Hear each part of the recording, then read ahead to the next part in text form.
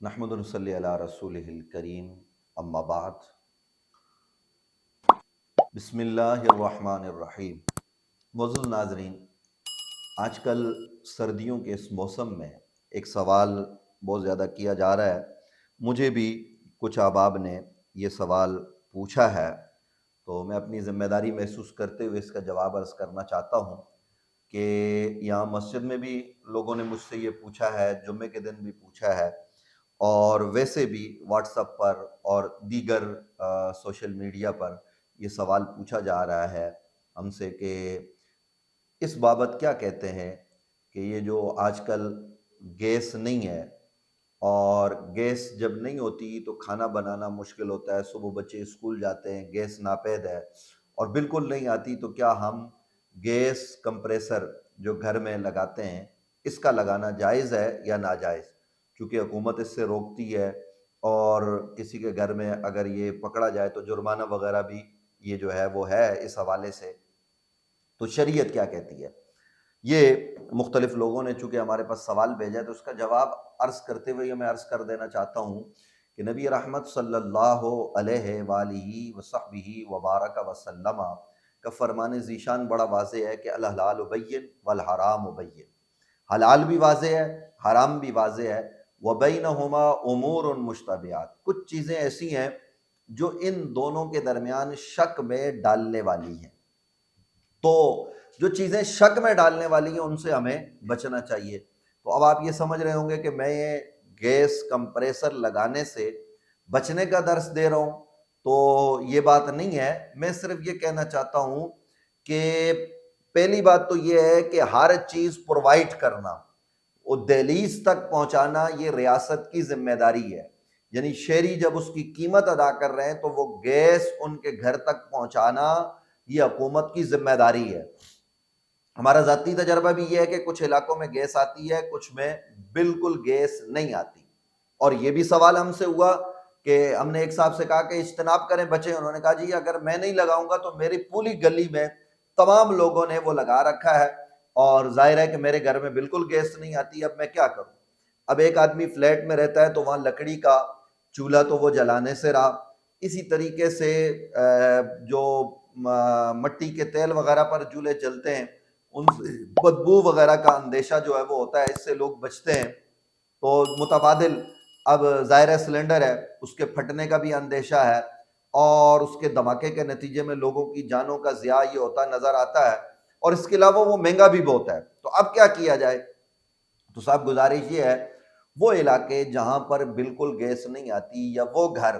جہاں پر گیس ناپید ہے، نہیں ہے، بالکل نالی میں گیس ہی نہیں ہے، تو اگر وہ گیس کمپریسر کے ذریعے گیس اپنے گھر میں استعمال کرتے ہیں ضرورت کے لیے، یعنی ضرورت سے زیادہ نہیں، تجاوز نہیں کرتے بچوں کے کھانا بنانے کے حساب سے،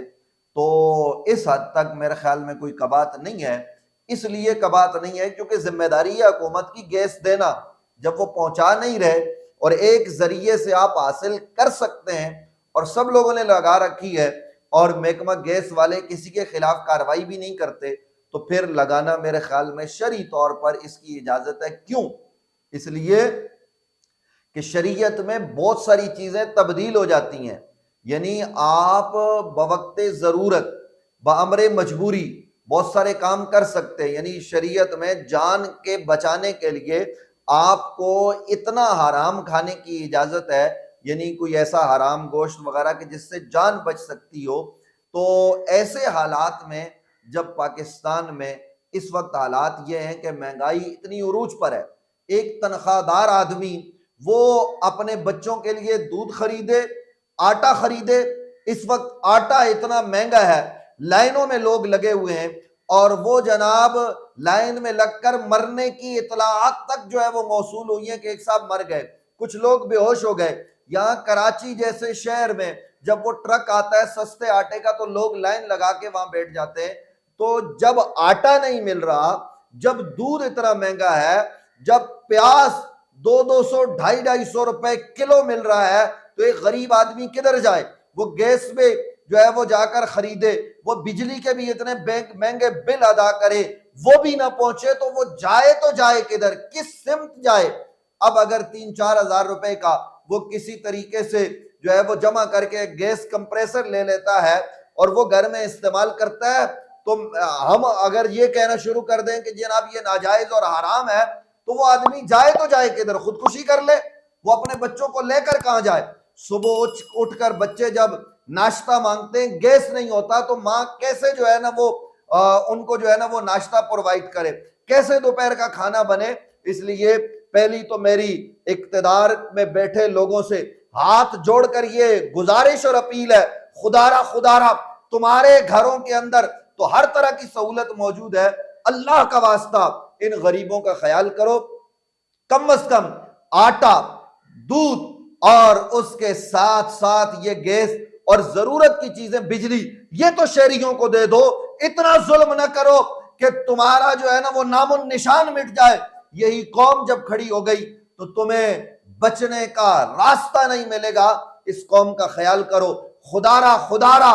اپنے مراعات کو ختم کر دو۔ ایک ڈپٹی کمشنر، ایک جو ہے نا وہ عام معمولی صوبائی وزیر، وہ کروڑوں روپے خرچ کرتا ہے قوم کے، اسے کوئی پوچھنے والا نہیں ہے۔ ایک عام معمولی بیوروکریٹ وہ کروڑوں روپے قوم کے خرچ کرتا ہے۔ خدا کا واسطہ میں سپریم کورٹ سے اپیل کرتا ہوں وہ اپنے خرچے کم کرے، ججز خود رضاکارانہ طور پر کہیں کہ ہم تنخواہیں کم کر رہے ہیں، اور جناب وزراء اور وزیر اعظم سے لے کر جناب ہر طبقے کا آدمی، میں نے پہلے بھی کسی موقع پر کہا کہ 16 گریڈ سے اوپر لوگ اپنی تنخواہیں محدود کر دیں۔ پاکستان میں لاکھ روپے سے زیادہ کسی کی تنخواہ نہ ہو، اسی کے اندر گزارا جب ان کو کرنا پڑے گا۔ پیٹرول جو فری دیا جا رہا ہے وہ نہ دیا جائے، صرف ضرورت کا کام کرنے والے وہ لوگ جو پاکستان کی خدمت پر مامور ہیں انہیں ان کی ضرورت کے مطابق دیا جائے۔ ہم حضرت ابوبکر صدیق رضی اللہ عنہ کی بات کرتے، فاروق اعظم کی بات کرتے، کیا کبھی انہوں نے، میں یہ پوچھنا چاہتا ہوں، ضرورت سے زائد لیا؟ کبھی نہیں لیا۔ آج یہ حکمران اور جناب یہ پورے دنیا میں کشکول لے کے گھوم رہے ہیں، اور پاکستان میں لوگوں کو جناب ضرورت کی چیزیں نہیں مل رہی، لوگ یہاں جناب بھوک سے بل بلا رہے ہیں، اور ہم حلال اور حرام کی تمیز بتا رہے ہیں۔ یہ ہماری ذمہ داری ہے بتانا، لیکن جب لوگوں کی جان پر بن پڑے تو پھر اس طرح کی فقہی موشگافیوں میں پڑھنے کے بجائے لوگ اپنی ضرورت کے تحت اگر کوئی چیز استعمال کرتے ہیں تو ہم قدغن نہیں لگا سکتے، پھر ہم کیا کریں؟ ان غریبوں کا اللہ بھلا کرے، اور میں دعا کرتا ہوں کہ پروردگار غریبوں کے حال پر رحم کرے، لیکن ان حکمرانوں کو بھی چاہیے کہ وہ اپنے دلوں میں ان غریبوں کے لیے جن کے گھر میں گیس نہیں ہے، آٹا نہیں ہے، پانی نہیں ہے، اس شہر کراچی میں،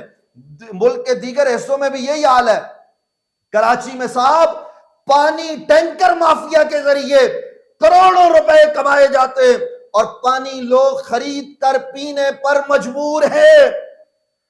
یہ ظلم ہو رہا ہے، پینے کا پانی بھی خریدا جاتا ہے اور ضرورت کے استعمال کا پانی بھی ٹینکر کے ذریعے خریدا جاتا ہے، اور بعض گھروں میں غریب لوگ کھارا پانی استعمال کرتے ہیں بورنگ کر کے، جس سے بیماریاں جلد کی ہو رہی ہیں، اور لوگ اسپتالوں میں پڑے ہوئے، لوگوں کے گردے ختم ہو رہے ہیں، اور حکمران ہیں کہ ان کے کان پر جو بھی نہیں رینگتی، اس لیے کہ ان کا اپنا کوئی مرتا نہیں، وہ بیمار ہوتے ہیں تو وہ باہر ممالک میں چلے جاتے ہیں۔ غریب جائے تو جائے کدھر؟ یہاں کے اسپتالوں کی زبوالی، یہ سب کچھ ہے۔ اس لیے یہ جو